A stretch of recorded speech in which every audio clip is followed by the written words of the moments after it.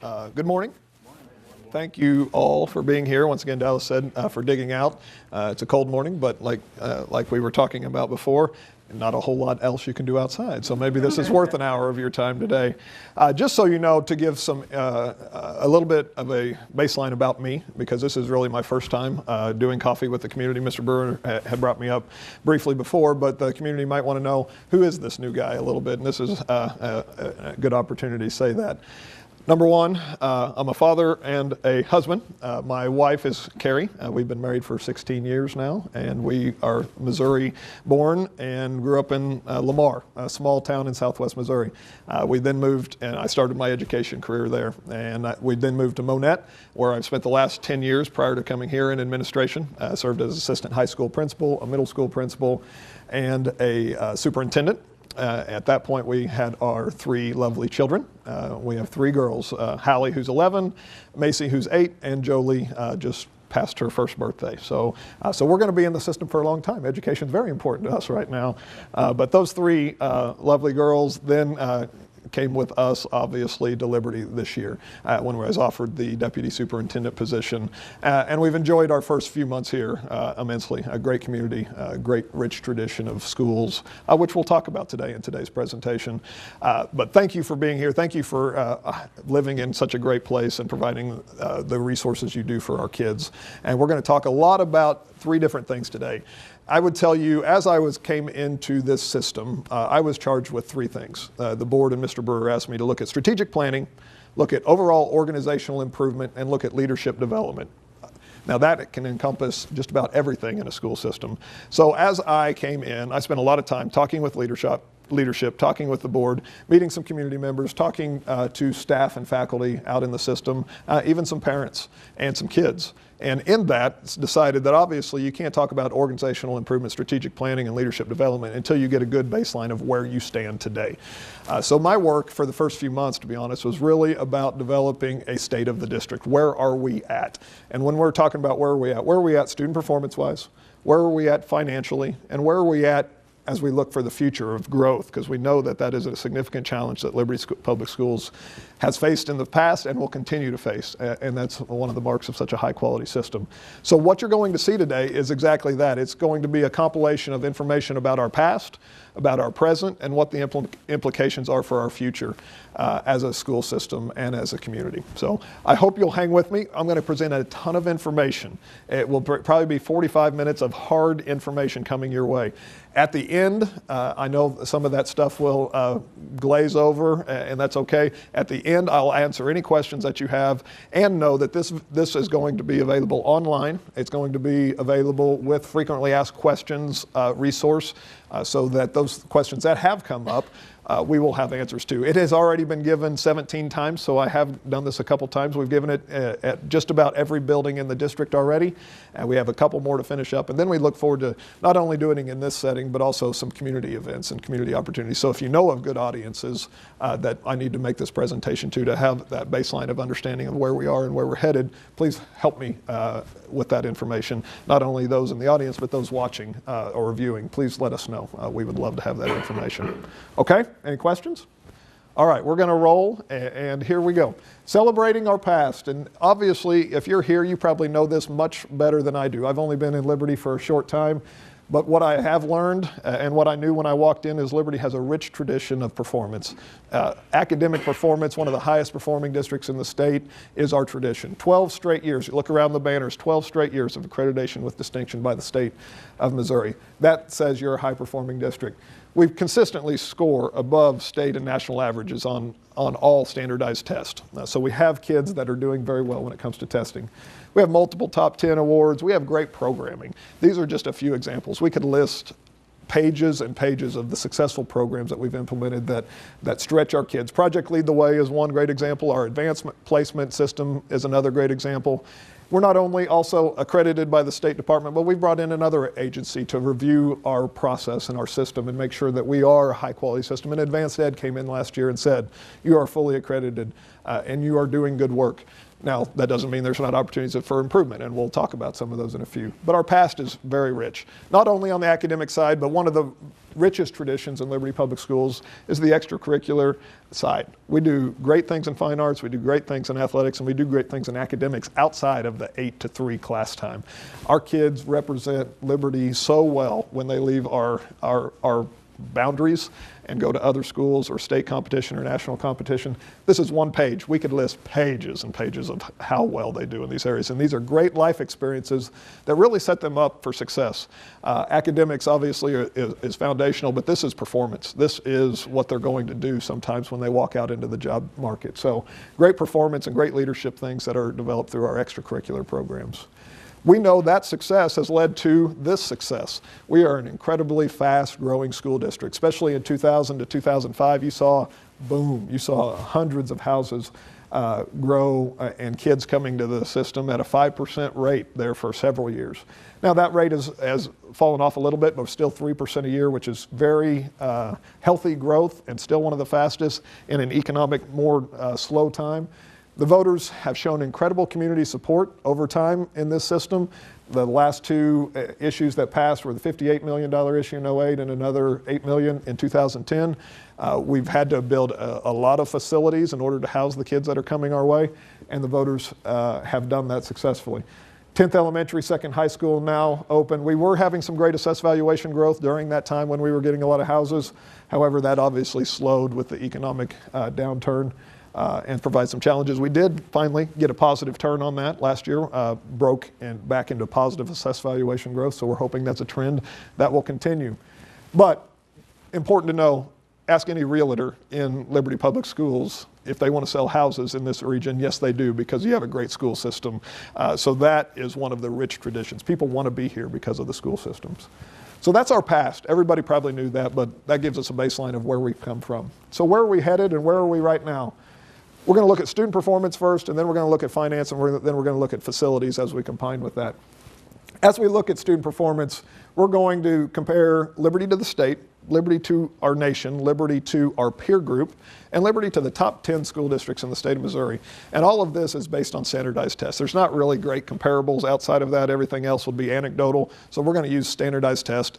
Whether you like them or not, they are the scoring measure that we have to use to compare. So as we look versus the state of Missouri, Liberty gives 21 standardized tests annually, and they're called the MAP or EOC test. Those are 3rd through 8th grade math and communication arts. There are a few science tests, and there's one social studies test. So there are 21 state tests that we give. On those 21 tests, communication arts, we scored above the state average on all 8. Okay, there was 8 of them in our communication arts. On math, we scored above state average on 8 of 9. In science, 3 of 3, and in social studies, 1 of 1. So 20 of the 21 tests that we are given by the state of Missouri were above the state average. So once again, continuing that rich tradition of high performance. On the ACT, which we all know is that college entrance exam, that college preparatory exam, compared to the state average, we're 1.7 points above, which doesn't sound like a lot, but when the scores only go up to 36, that's a big point differential. So 1.7 points above, and we test 10% more kids, which obviously makes it more challenging, but that's a good thing. We want a lot of our kids taking that test. So as compared to the state average, doing very well there. Graduation rate, not a significant amount above state average, but we are above state average, 0.7%, so that is a good thing also. What about versus the nation? And nationally, there are not great comparisons, to be honest. ACT is the closest thing that you're going to get to a standardized test that goes across the nation, and it's very Midwestern. SAT is given on the coast much more commonly. But if you compared our ACT average to Midwestern states, Liberty obviously well above state average are those national averages. And then graduation rate. This school district has a high graduation rate as compared to the nation. Missouri has a high graduation rate compared to the nation. If we're above Missouri average, we're significantly above the national average. So Missouri does a pretty good job of getting the kids across the stage, although significant room for improvement still. So what about versus our peers? And this is a kind of a new conversation that's happened in the last 12 months and significantly at the board level and with our administrative team in the last 6 months, is Liberty should not just be comparing itself to the state averages, because if you look at Liberty Public Schools, it is not a fair representation of the state of Missouri, and I'll get into the demographic analysis of that here in a little bit. So what we used is what's called the Pew method, and it allows us to compare size, urbanicity, and demographics and come up with the districts in the state of Missouri that most look like Liberty Public Schools so that we can get kind of a apples to apples comparison, or how are we doing against schools that look like us. And these are the schools that we found: Blue Springs, Kearney, Ladue, Lee Summit, Lindbergh, Park Hill, Parkway, and Rockwood. And if you don't know where they're at, half of them sit right around us, half of them sit in that St. Louis kind of suburban area. Why I say they fall to look like us, here are a couple pieces of the data that point to that. Here are the demographic trends, or the demographic data for this set of schools. Enrollment is obviously relative. They're all big schools, as the state of Missouri would call you. Even Kearney at 3,600 is probably in the top 60 of the sizes of school districts in the state. Rockwood, one of the largest at 22,000. We fall right in the middle at just over 11,000 kids. So we're right on average with enrollment, and that's somewhat unrelative to student performance, but that gives you an idea of how big these districts are. The things that are predictors of student performance are socioeconomic status, poverty rates, wealth in a system, and those are indicated most accurately by your free and reduced percentage. Liberty Public Schools, and that's the number of students eligible for free and reduced lunches or breakfasts, has 20.3% eligible this year. The other districts that are in our peer group average range from 11.7 at Ladue at the lowest poverty levels to Blue Springs at 29.5. What I would tell you, those are all still incredibly low rates as compared to the state of Missouri. Here's something that helps illustrate that. The accredited districts that had received the distinction award last year, okay, there's about 500 districts in the state of Missouri, a little over, let's say 240, 250, about half of them received accredited with distinction. If you took the average free and reduced percentage for those districts, it would be about 38% last year. So Liberty at 20% is significantly lower than the state average of high-performing districts, okay, for free and reduced percentage, which what that means to us is we have an advantaged population as compared to the state average. So that's why we shouldn't compare ourselves to the state averages, because our kids don't look, our community does not look like a typical community. We do not have some of the challenges that others face. Other demographic areas really fall into ethnic background, and you'll see, you would know obviously Liberty has a pretty homogeneous population. There's a little diversity, but not a great deal. We have 85% Caucasian population, a small African American, small Hispanic, and then a small Asian, and then a very small Indian population. So demographic wise, we have a very homogeneous population, and typically again, the more homogeneous the population is, the more advantaged and the more easy it is to educate that population. So as compared to our peers, we look a lot like them. Ladue's the most diverse, Kearney's the most homogeneous, and we fall basically right in the middle. So that's why this group looks like us and why the state of Missouri doesn't look like us. And that's why we should be looking at how we compare to them when it comes to student performance and not just state averages. So what's that look like? I'll give you a snapshot of 2012 data as how we compare to our peer group, and then we'll go from there. Same set of tests that we just talked about, the 21 exams, okay, the MAP and EOC exams that the state gives us. If we compare ourselves to our peer groups in our 2012 data, the communication arts, which is the English test basically, 8 tests that we give, we are below the peer group average in all 8 of those tests as compared to that peer group. In the math area, we're below the peer group average in 7 of those 9 tests. In science, we're below the peer group average in all 3 tests. In social studies, we were above. So 18 of the 21 tests, we are actually below that peer group average.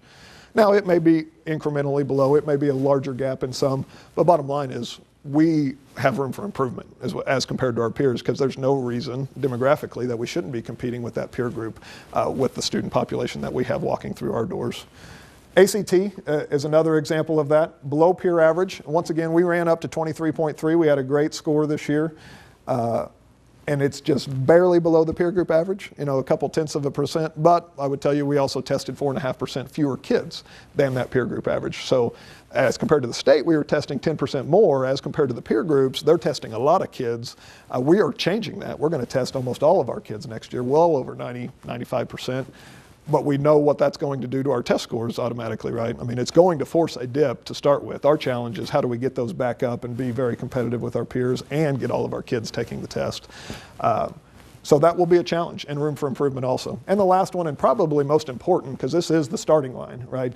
Some people think of graduation as the finish line. It's really the starting line for kids. If they don't get across the graduation stage, we know that data will tell us their chance of being a very positive contributing member to the community in an immediate turnaround is very hard. So what our graduation rate was, and this was a 2011 rate that this was pulled off of, was 88.7. We bumped that over 90% during 2012, but I would tell you our peer group average was over 93%. So those other districts are averaging a 3% plus better graduation rate. Just so you know what that meant for us in 2011 data is that 85 kids that did not start as, or that started as freshmen didn't finish as seniors. And you think of that, that's a large number. Even though we tout a 90% graduation rate, it's a great rate, but that's still 1 in 10 basically that aren't getting across the stage. And that puts them at a significant disadvantage as they move forward. So what can we do to raise that graduation rate? One of the most important things we do is get kids that right foot forward and getting them across the stage. So room for improvement as compared to our peers. What I next did is said, okay, are our peers the best in the state, or do we need to be comparing to a different group even to make sure, are we competing against the best school districts in the state? And I think I found some good information. I took the 21 tests that the state gives us and compiled those into one index score for the entire district. So we can give the district a measurement, basically. This is somewhat kind of like how DESE does accreditation statuses. But what I found, and I pulled out all the districts that have enrollment under 1,000 because those make some test scores fluctuations. This is more of our comparable group. So there's probably about 200 districts over 1,000 students in the state of Missouri. Of those 200 districts, Liberty's index was 382.6, ranking 19th. Once again, of 200 districts, that's top 10%, very high performing. We don't have things to be ashamed of, but we do have room for improvement because if you look at our peer group, okay, 6 of the 8 of our peers are in the top 10, which would be the top 5% of the scoring districts in the state of Missouri. Now, standardized tests aren't the only thing, but they are a measurement that we have to pay attention to, and there's no reason that we cannot be competing with that peer group. We have just as high quality students walking into our doors as they do. So we have some room for improvement, and the good news is we found the right group to compare ourselves to. If we want to compare ourselves to the best schools in the state of Missouri and people that look like us, that peer group is the right group, and we'll analyze that annually, but that will be our discussion of how are we compared to our peers, not just state averages anymore. Okay, so that gives you a student performance picture. Now, when I've had some of these conversations out in the school system and other places, and as I've learned about the system, most people have said, yeah, we have good resources and good support, but we have some financial challenges that may make us a little different than some of these districts. And I'd say there's a grain of truth to a little bit of that. But there's also some disconnects, and that cannot be an excuse. And I'm going to show you the financial picture of the district, not just how we compare to Liberty, but how we compare to that peer group also. So here's what we know about Liberty Public Schools financially right now. What do we spend and where do we spend it? This year's budget is budgeted for $129 million in expenditures. We are a big system. I mean, we have 1,500 employees, and we educate 11,000 kids and operate 2 million square feet of space. Okay, $129 million in expenditures. Revenue is running at $127 million. We had a projected deficit to run this year's budget, and we're expected to run that down to about 15% in fund balance by the end of the year. I would tell you right now, we are making some moves to try to hold that deficit down because we don't want that fund balance to drop very much.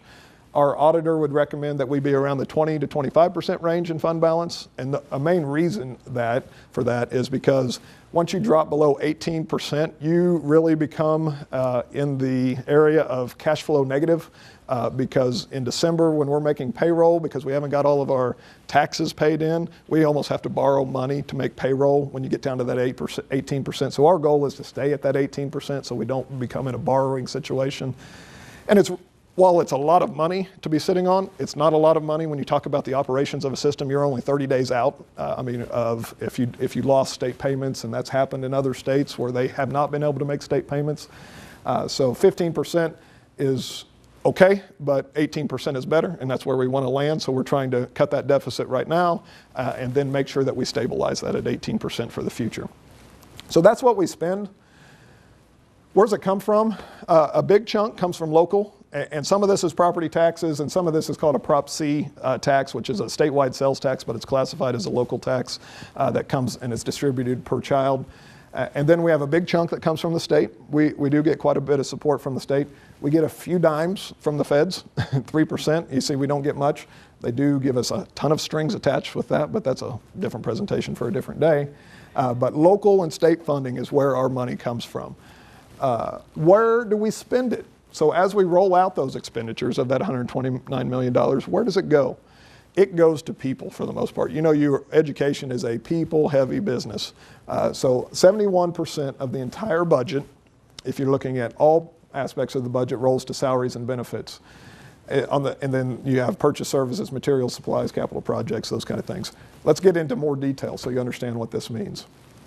This sheet would tell you the bottom part, if you look at it first, is our capital projects, our debt service, and our lease payment. So that's the house payment, and that's upkeep on your facilities. Our debt service, because we've been growing so much, we have a lot of buildings that we've had to build and borrow. So we're spending $9.8 million annually just to make the house payment. In addition to that, we have lease purchase payments because we did not have enough bonding capacity, so you've had to borrow money on a lease program. So we're paying $2.4 million in lease purchases. About $500,000 of that is just for buses.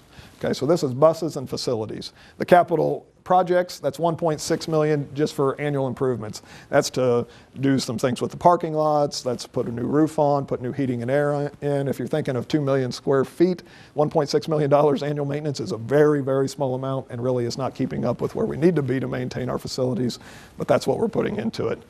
So 14 million of that 129 million is kind of locked into our facilities component. The rest is our operating budget. $115 million at the top is our operating. If you look at salaries and the people we have, 1,535, $92 million is people. So 84 out of every $5 of our operating budget goes to staff. That goes to custodians, bus drivers, cooks, teachers, paras, leadership.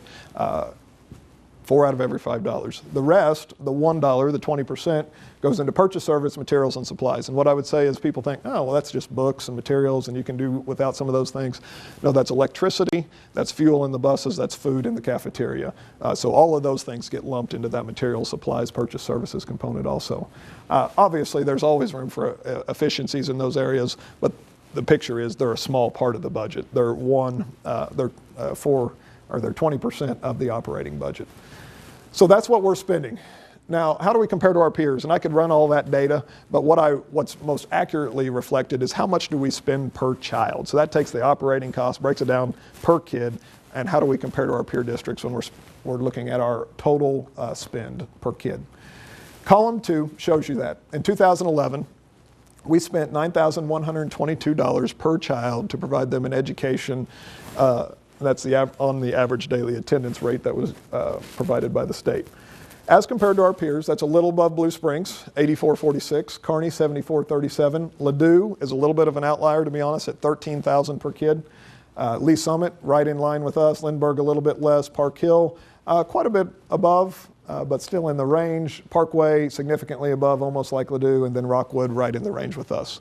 So as you look at that peer group, once again, we're spending more than about half and less than about half. So we're right on average when it comes to expenditures per child. What is different and is important for us to realize, and I think everybody has a little background knowledge, but it's good for us to get an understanding of the impact of this and maybe some strategies we need to get after in order to make it better, is our assessed valuation as a system. Our assessed valuation is projected at $865 million that's the rooftops, the retail, the personal property, all of the things that the industry that we have in our system. That's our local property wealth. As compared to Blue Springs, it's 1.2, Kearney, 297. That's unrelative. What is relative is how much per child. So assessed valuation per child. And Liberty Public Schools is about $75,000 per child. At Blue Springs, it's $88,000. At Kearney, it's $81,000. Ladue, again, an incredible outlier at $376,000. They have incredible property wealth. Lee Summit, $94,000. Lindbergh, $208,000. Park Hill, $140,000. So that's important when we look at our levy and what it does for us here in just a few minutes. So keep that in the back of your mind. Assessed valuation in Liberty per child is lower, and what's the implication of that?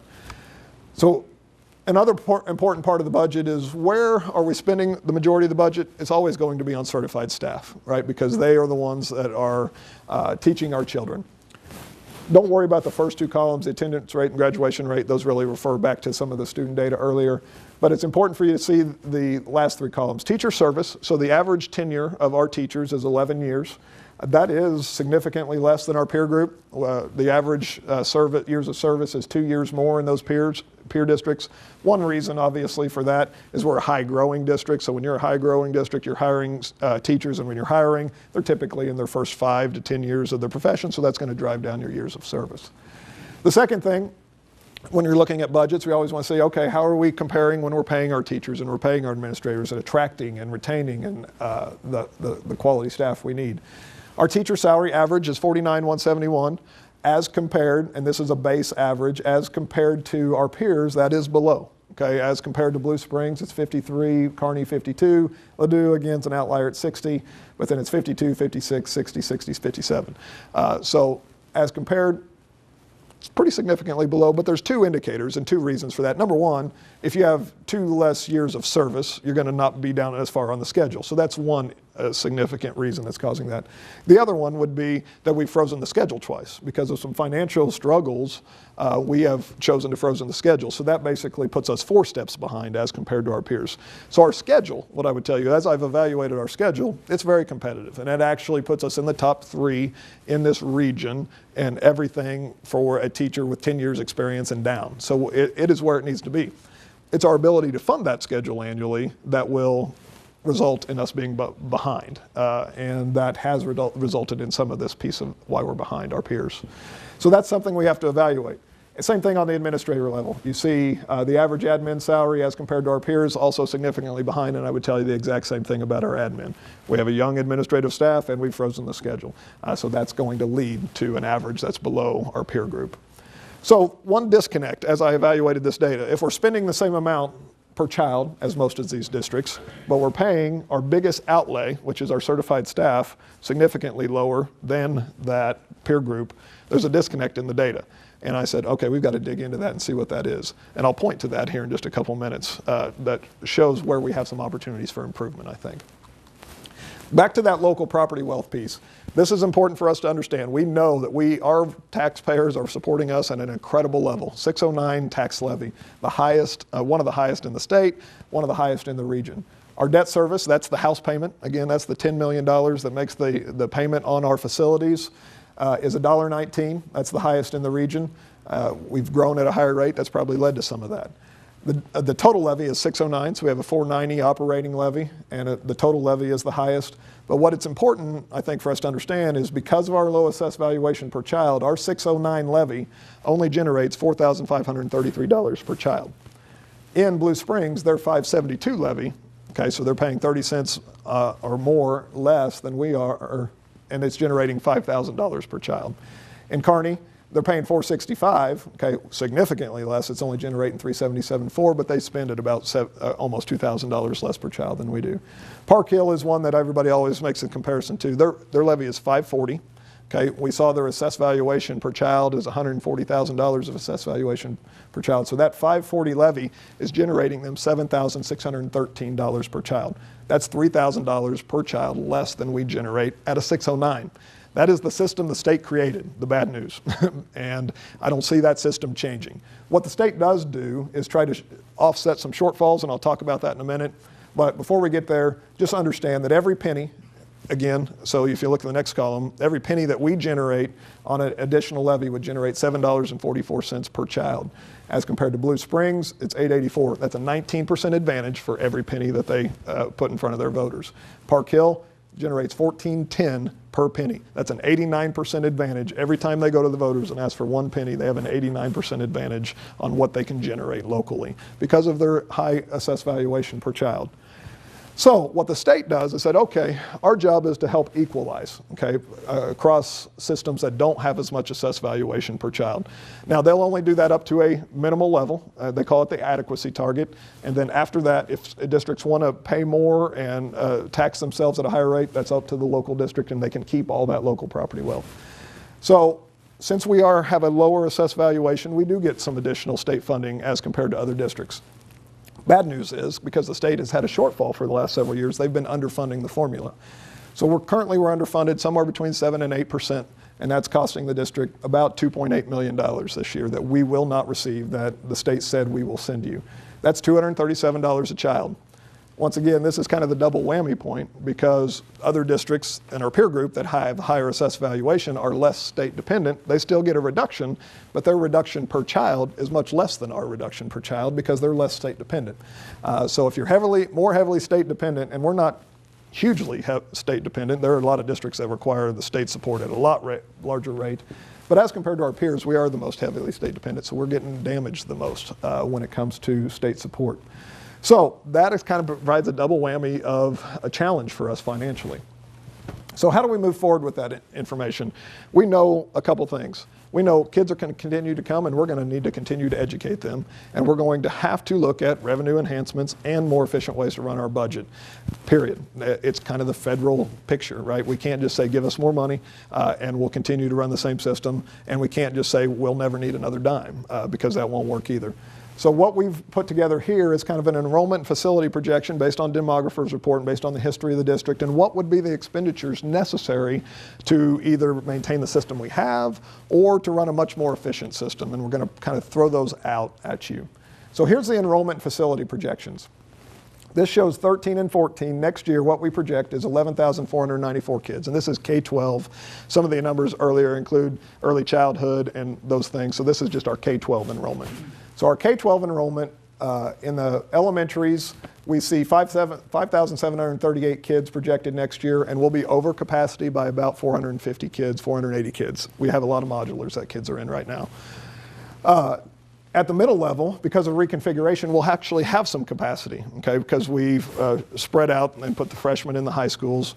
So the overcapacity that we had at the middle level and junior highs now goes away and actually shifts to the high school. So we'll be 441 under capacity. Bad news is in 4 years that under goes away because we grow right into those buildings. And then at the high school level, we will be 500 short also. So the capacity at Liberty North has not had phase 3 built onto it. So there will be at least 10 or 11 modulars out there to house the 500 kids that are coming that way. Those will be just shifts from the South Valley campuses and some other campuses. So they won't be additions, they'll just be shifting some of our current. So we are short in the big picture about 900, but if you take out the 400 that we have room for capacity, about 500. But you can't equalize that perfectly every year, we know that. What that projects out, if you look at our demographic report, it shows us growing up to 14,392 kids in the year 2021. Now, the traditional history of Liberty Public Schools and most districts in the metro area is that we build an elementary every time 500 or 600 kids show up. We build a middle school every time 800 or 900 kids show up, and we build a high school every time another 2,000 kids show up. And that's kind of our building process. Now, so this is what we would need in order to follow that traditional trajectory. We'd need an elementary immediately. We need to finish phase 3 of North. We need to upgrade the high school a little bit. We'll need one of the middle schools. We'll need some classrooms because it's smaller. And then in 17, 18, we'd need to do some of the same things. Another elementary. 17, we'd need to add on to another middle school. And then 2021, we'd have to make some tough decisions about, is it time for a third high school, or do we just add on and make those high schools larger? That's a long way down the road, but that's what the traditional projection would be. Okay, so that is one picture of it. The other picture of it is how many people do we need, right? Because we looked at our budget and we saw that what percent of our budget was the facilities, very small percentage. It's about operating those facilities is what the real costs are. So I'm going to show you 2 projections, both of them incredibly unrealistic, but they show you the scenario and the challenge of operations as we grow, okay? So the first one is the picture of Liberty Public Schools becoming the most efficient school system in the state of Missouri and probably the United States, okay? What it shows you is 3 columns, FY14, 11.4 number of students, and then 15, 11.8, and then we project out to FY21, so you just see the projection. We get to 14,300 kids. What we project on this is that we have 1,535 employees right now, that we're not going to add an employee up to FY21, okay, that we're going to become the most efficient system in the world. It's not going to happen, it's not achievable, but this is what plays out financially if we did that. If we did not add an employee, and we went with these assumptions that we're going to roll the schedule annually, which is basically a cost of living adjustment for staff. We're not going to improve the schedule, we're just going to roll it. We're going to give them the benefit increase that has been typical, which is about 6 to 8% benefit increase annually because we know insurance is rising, so we're going to try to maintain our benefit structure. We are going to assume that our economy grows at 2% assessed valuation, which we haven't in the last few years, but we feel like we're on an uptick and we can assume at least a 2%. We hope it gets better, but we can't guarantee that, so a 2% assessed valuation growth. We assume that the state's going to continue to pay us at 92% to 93% for all the new kids that are coming our way. So as we grow in enrollment, we expect them to pay us for those kids. But we don't expect a big infusion of state dollars to help offset or to lessen the gap. And we assume that it's 2% cost of living for everything else, from fuel to food to supplies, materials, everything else rolls at a 2% average. If we make those assumptions, just to take care of the people we have at our current levy rate and all of those assumptions and roll the schedules, we would go from a projected 14% fund balance at FY14 to an 11% fund balance in FY21, and that's not adding one staff member. And we're educating 3,000 more students, basically. Now, that's not achievable, so that points to the fact that we are going to have additional revenues at some point. But how much is achievable and how much is realistic is also a part of the picture, because this paints the opposite picture. The next slide. In this one, I show you what if we bought the system we have today in FY21 based on the exact same scenario, okay? Roll the schedule.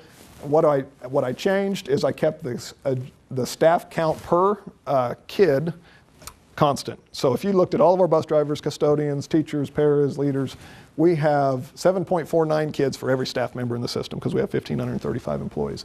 If we kept that constant and we rolled up, we would need 1,922 employees in FY21 to employ the staff relationship that we have right now.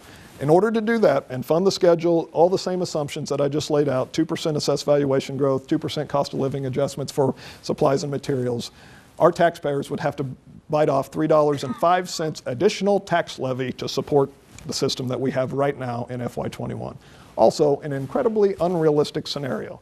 There's no way we would ever even throw things out like that because the last levy was 43 cents and lost. And that was facilities. This is operations. This isn't even talking about the facility piece. So the point is that the system we have is not sustainable. There is no way that we can generate, number one, either enough assessed valuation growth in the next 5 or 6 years, or number two, enough local levy to produce that system. So we have to change, and we have to get creative about how we're going to do this thing we call education in Liberty Public Schools, because what we have right now won't fit into the future. So what that would actually play out to be, and this is the most important part of that, is that it's not 305, just wait till FY21, right? It's annually. So the operating change to buy the staff, to staff the buildings, is the big piece. And it's 18 cents next year, 31 the following year, 36 the following year, 39. You see it just escalates in total of 305. The important picture that you must see is that the facility cost is minimal.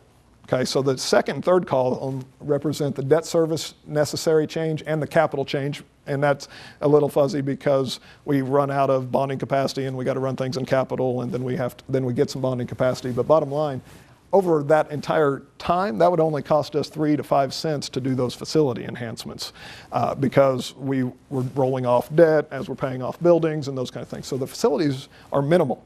We can build the facilities. We cannot staff them at the current rate and ratios and buy the system that we have because there's no way our voters could support that kind of additional levy.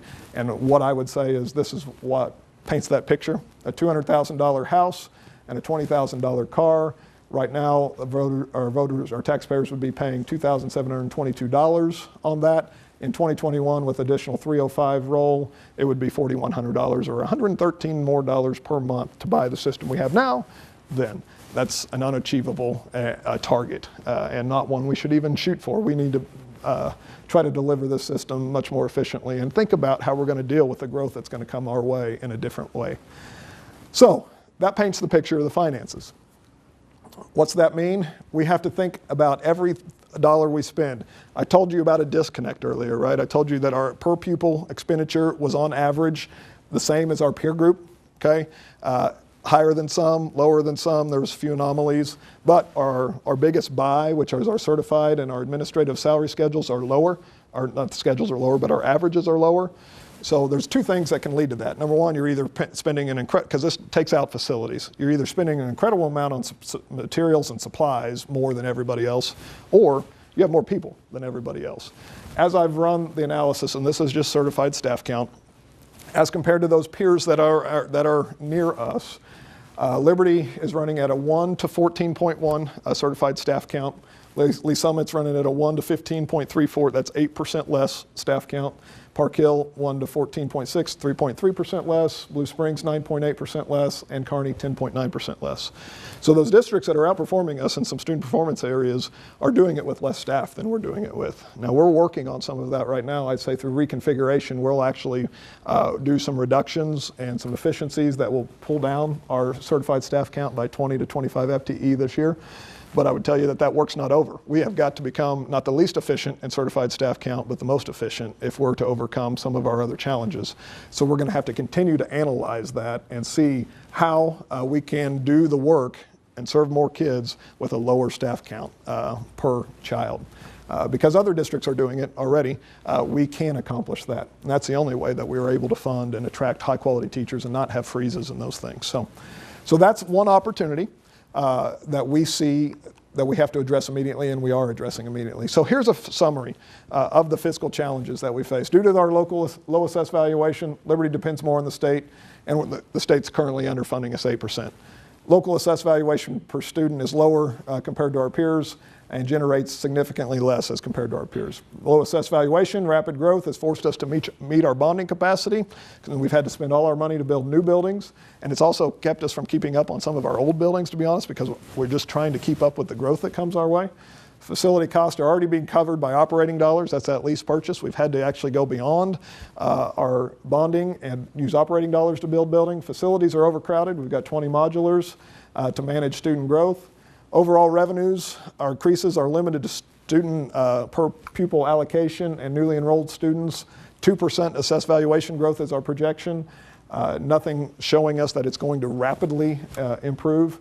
Salary schedule's been frozen twice. Annual cost just to allow horizontal movement, which is that cost of living adjustment for staff, which is critical, is $1.6 million. So that's why it costs to move our people forward. Healthcare obviously continuing to rise significantly. This is common in all walks of life, but it burdens our budget if we want to continue to offer great healthcare benefits for our staff. Threats of reduction in federal support for education, sequestration, that conversation is going on right now. The good news is, because Liberty only gets funded at 3%, sequestration will have minimal impact, but it will have an impact. I mean, that's another $125,000, $150,000 that would be pulled off of the table for us. And our student enrollment, it's going to continue to grow. We know that. So what do we do about it? That's the big question, right? All right, you've been presented the facts. How do we move forward? And this is the conversation with the board, leadership team, and the staff that's going on right now is creating our future. I truly believe that necessity is the mother of invention, and we are in necessary times in Liberty Public Schools in order to achieve what we want, which are these two things: improve student performance, because we should not be behind our peer districts, and create a facility and a staffing practice that's sustainable. We are going to have to get creative.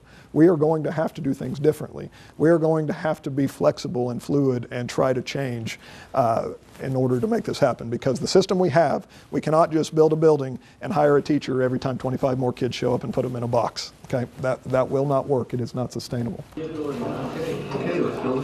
One of my favorite movies, and in a perfect analogy of Liberty Public Schools as we stand here today in 2013, we are a square peg. The future is a round hole, and there's no way, I don't care how hard we jam our system into that, it is not going to fit. And it will break if we try to just shove our system into that hole. It will not accomplish the task of getting the astronauts home or our task of getting our kids across the stage. So we have to do exactly what they did. Throw all our resources on the table. That means our community support. That means our parents, our teachers, our kids' ideas, our leadership's ideas, our board, and say, all right, how can we reinvent and come up with a new strategy that accomplishes the task and achieves what we need, which is graduation for every one of our children that walk into our system, and a successful life for them, not just walking across the stage, but that walking across the stage means something, and do that within the resource bounds that we have. What I truly believe is we have enough talent and resources to do anything we want, and I've said this to the leadership team over and over again already, and the board's heard it and probably sick of it.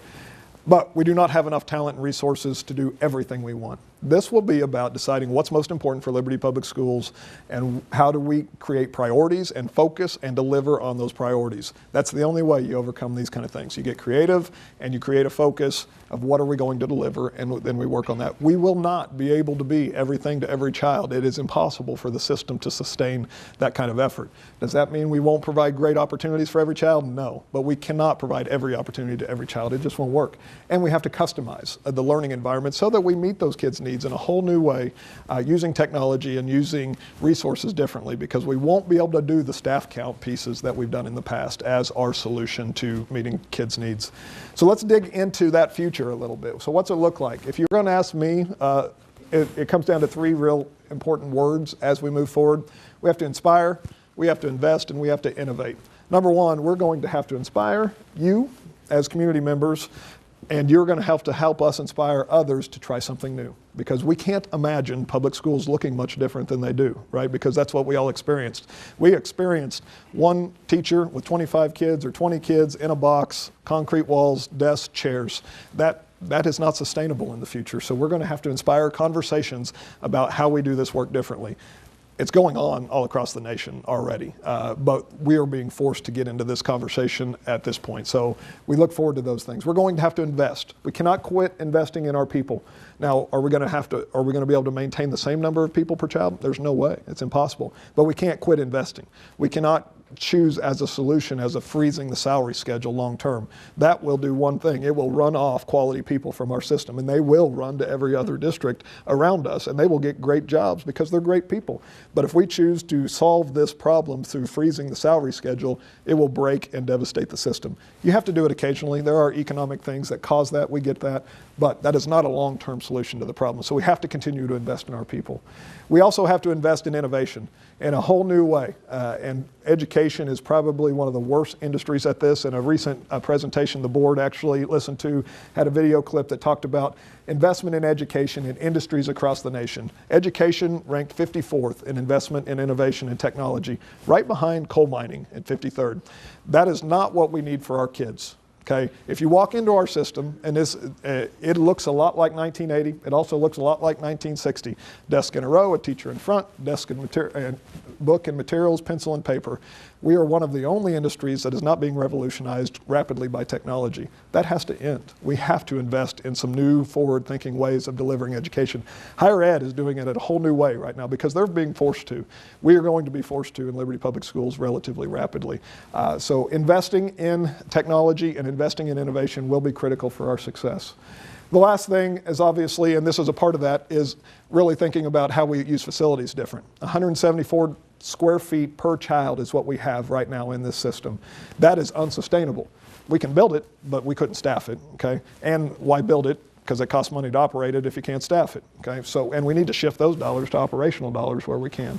So we have to, and we've set a goal already with our long-range master plan of how do we reduce 10% square footage per child by 2021. So we dropped that from 174 to 152 square feet per child. And we have some strategies already that we're talking about, and we'll be talking to Vision 2020 next week about how that plays out. Now, that's going to require some of our facilities to look different. That's going to require some of the things that we're comfortable with to go away. But the quality of education cannot. So we cannot sacrifice the quality of education, but we can do it in different ways. So, top priority, once again, and I just reiterate this, is investment in people. Education will always be a people business. No matter how much technology we put in the hands, we will need quality facilitators of learning, quality teachers, quality support staff, cooks. Our kids need meals. Our kids need to be in our facilities. We will need clean facilities. Some of those things will change in how much we have of each of those things, but investing in our people has to be top priority. And then here's an example, just so you know, that we're already trying to make some leaps in that investing in change. Liberty Leads, which is a one-to-one pilot program that Vision 2020 kind of helped build this first semester, is going on at Liberty Junior High, Liberty High School, and Liberty North, where kids have laptops and they are learning in different modes already. And it's incredibly exciting to walk into their classrooms, to be honest. And some of them aren't in their classroom. Some are learning in a fully online environment. Some are learning in a blended environment where they meet part of the time and they meet off-site part of the time, basically online part of the time. time. And then some of them still have the traditional classroom but are using technology to deliver that education in a whole new way, because we know when they walk out of our schools, they turn it on, right? Every study will tell us that is how they learn and socialize and do everything outside of our time. Now, do they still have to have great social skills? Yes. Do they have to communicate and collaborate? Yes. But we have to use technology to help them do those things, because that's what they're doing and that's what they're going to be asked to do when they go to college, and especially when they go to the workforce. So we got to change our system to look more like what their expectations are in the future, because it doesn't right now. So this is an example, and we're going to continue to see more investments in that area. This is an example of how we invest in innovation. Beyond that, the two goals that we've set as long-range master planning has been going on are increase academic achievement and prepare students for their future, period. That is what we are here for. Number two is create a financially sustainable model. We cannot live in crisis mode. We cannot have this conversation annually. It leads to bad morale, and that bad morale in a system leads to very poor educational results. So we cannot come back every year and say, okay, here we go again, here we go again, here we go again. We have to make hard decisions in the next 12 months in planning about facilities, about design of instruction, about online learning, all of those things, about technology investments, and we have to put a plan in place that says 5 years from now, this is where we're going to be, and we're going to deliver it.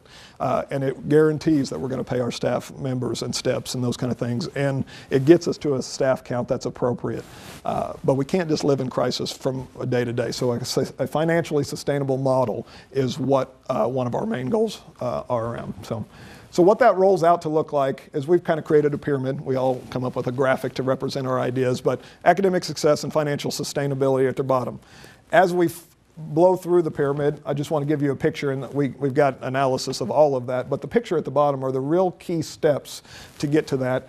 Are number one, tools for customized learning. So that becomes technology, and that becomes how are we going to invest in time and changing that for our kids by using technology different and actually helping our teachers serve kids better through the use of technology. Because the task we ask them to differentiate for 25 kids in a classroom where the needs of the learners are varied is nearly impossible. Technology will help us get there. It's not the end-all be-all, but it will help us be a tool to get that done. So that improves academic success. Also, we need to get into college and career readiness and community partnerships. We're going to have to ask the community to partner with us in new ways. School cannot be where you send your kids anymore. School has to happen outside of our walls. We're going to need to talk about how we use facilities different and partner with businesses and industry in this region. That's already happening as a replication of what has happened in Blue Valley, the Blue Valley CAPS program. We're partnering with other districts in this region to talk about Northland Access, which would be exactly that, us finding opportunities to take some of our kids and put them in industry situations that are real life, that are great learning with the teacher. Doesn't require any square footage, but it does require partnerships with our industries about how we serve our kids differently. And those are great opportunities for kids, and they're real life learning experiences. The kids we've talked to in Blue Valley are being prepared at a different level because of some of those experiences. And then the other piece is that stabilize the expenditure per learner. We can't allow that expenditure per learner to continue to grow, and there's two drivers. Sustainable staffing, so we've got to figure out how we serve more kids without the traditional growth in staff count. Are we going to have to grow some staff? Yes, we're going to have to grow some staff, but we cannot grow it at the same rate that we have historically. It won't sustain. And then the last thing is that facility piece. We're going to continue to focus on how do we make our facilities as safe as possible, and we've got an upgrade list that we've got to work on, but then we've got to look at that driving that square footage per learner down, and we're already working on strategies there. So that's kind of how the model looks. I'm going to wrap up with this. Parachute situation, heat shield, angular trajectory of a typhoon is just three variables. I know what the problems are and be the worst disaster NASA's ever experienced. With all due respect, sir, I believe this is going to be our finest hour.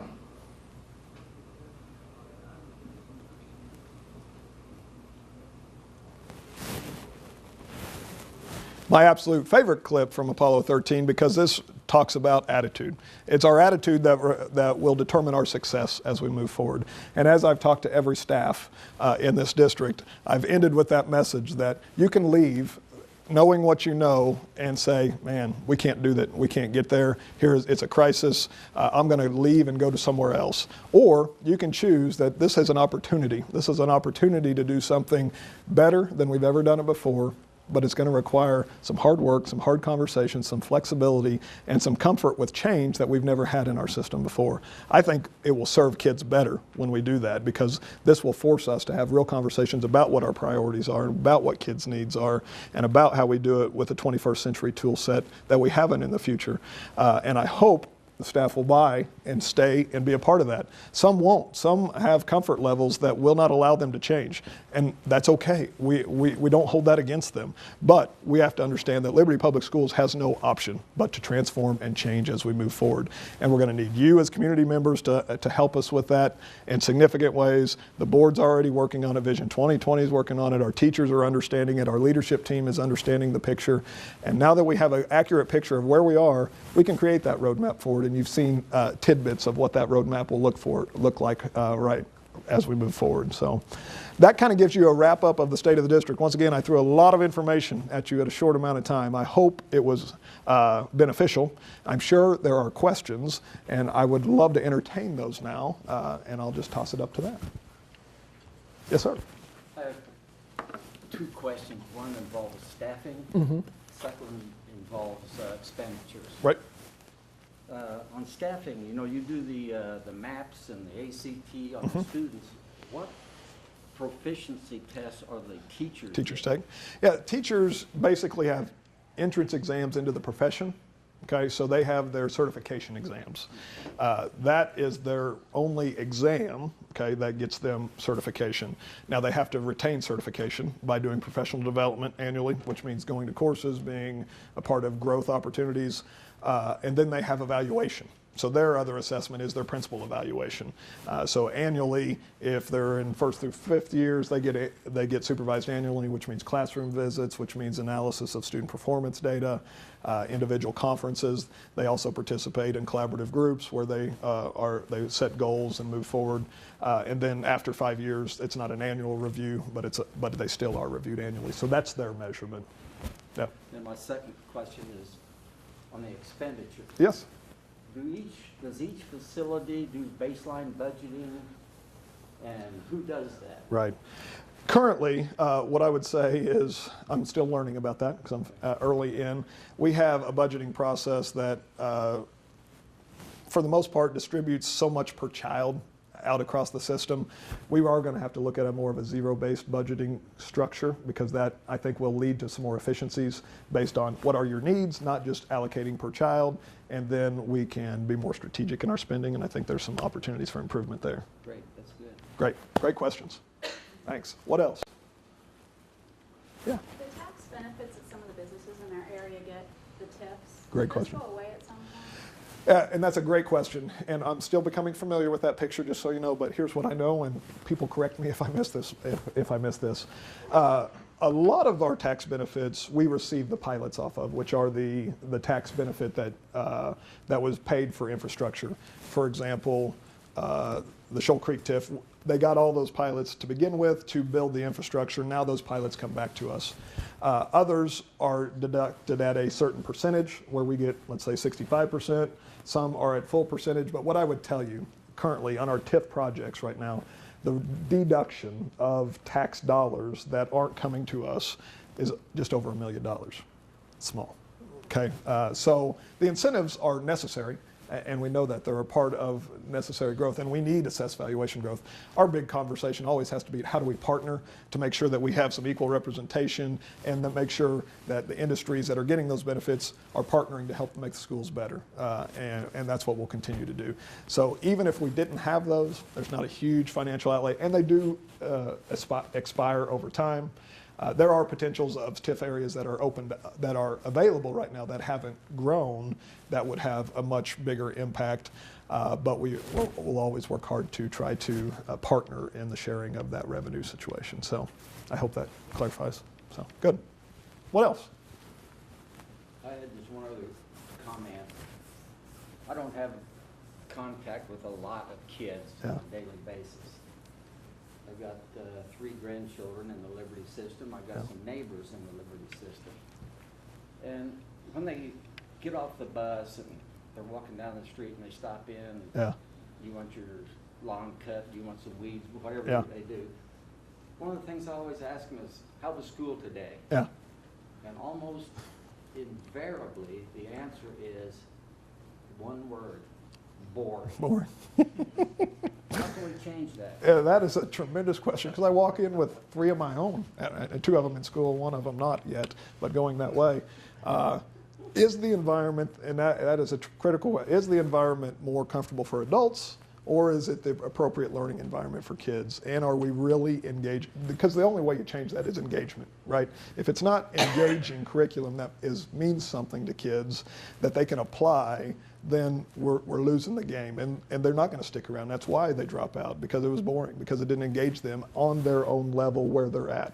So we've got to get away from teaching to the middle, because that leaves out some of the kids that are at both ends, and it becomes really boring. Either I can't achieve there because I'm so far behind, or I'm bored because I could pass this class when I walked in today, right? But we've got a system that standardizes everything and says we're going to teach to the middle, and everybody has to have this content, and how many minutes you're here is what matters and not your learning. So getting away from that concept is what's critical. So customizing learning based on students' needs and interest is a great area of doing that. And I really see the engaging environment with technology as an opportunity. Now, it's not the answer, because it's really about how the teacher engages the kid with the technology, not just the technology, because if you just throw it in front of them, they're going to play. Okay? They're not necessarily going to direct their learning in a very productive way. So it's how we direct that environment. I think those are great opportunities to increase that engagement, but it all comes down to engagement. Great question. How do you customize learning? Yeah. And make it interesting when by everything I've heard you say, the goal is Reduce. to increase MAP scores. Yeah. Or to do better on the ACT. Yeah, the only thing I would say is that's our measuring stick, so we have to do well on that. Okay. What I would tell you is a more rich, engaging environment will take care of MAP scores. Okay, so if I'm making kids more interested in the learning environment because it applies to me, then I think MAP scores will take care of themselves. And the fact that I can customize, because to be honest, like I said before, the environment that we create for teachers right now is impossible. We say give you 25 learners. They vary in grade level from behind 1.5 to above 3 on average when they walk into our classrooms, and we say meet all their needs. They can't do that. So if we can allow technology and them to be owners of their learning instead of us owning this and throwing it at them, I think we'll be much more effective, and we will take care of the MAP score piece because they'll be more engaged, and they will be pushed higher because it's customized, and they'll be supported better at the lower levels because it's customized. Now, it's not easy, and it doesn't fit with our traditional model, and it's going to require us doing things that we're completely uncomfortable with, which is, to be honest, letting go of delivery, because education has been about delivery of information a lot of the time. We cannot deliver the information. Where do they find the information now? They don't find it from their teachers. They find it from online. All the information exists. Our job must be to facilitate learning in a whole new way, and that facilitation is what gets you to a customized environment and increases the engagement level. That's the vision. That's hard to deliver on, trust me, but that's the vision. Great question. Yeah. The ballot issue that failed in 2011, I anticipate that's coming back in some form. Sure. Any feel for when that might be? You know, undoubtedly, as you saw, we're going to need more resources, and we're going to need more facilities. We're going to have to think differently about how that issue looks, I think, and the board and the long-range planning committee right now are having those conversations, and actually some of that will be tossed out to Vision 2020 next week to give us feedback, from the public's perception of this is a different plan, because building elementary number 11 probably is not a good plan right now, knowing what we know, because we could build it, but I'm not sure we could staff it without a negative consequence on the rest of the system. So that means we still have to get our kids in classrooms, but how do we do that? We have to do it differently, which means we may have to expand onto some different campuses. We may have to pilot some different innovative ideas and ask people to join us in those that allow us to use space and time differently.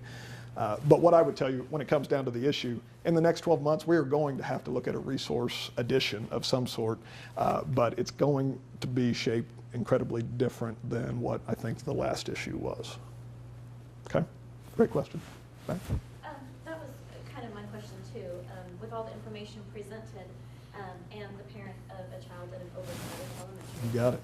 Just wondering, what that's going to look like, or how soon we can start alleviating some of that overcrowding. Definitely. At all the different levels, Yep. because so much is needed definitely. How soon will it get? So very soon. I mean, it is going on right now, the conversations, and I would say that we will have to do something once again in the next 12 months. That's obviously up to the board and their comfort and what feedback we get with the community on what's necessary. But we know we have kids that aren't fitting into our system right now and not in the best locations. You know, they're great learning environments. My daughter sits in one, a modular unit. They're great teachers, great learning environments, but it's not optimal and it's not the safest environment. We want them under roof where it's more secure, and we have to get that done. That may require us to think differently about how we use the current space we have, and that is a lot of the conversation that we're having right now. So, great question. Any others? Great questions. What I would tell you is if you have more questions that didn't get answered, obviously stick around and I'll answer anything. But there will be FAQs, frequently asked questions, posted on the website with this video in the next week or so. We're going to edit it up and make sure it's ready for prime time so that anybody can see it at any time and answer any questions we can. And then if your question is not answered in that location, feel free to email. And our email addresses will be available, and we'll do everything we can to get the information back to you.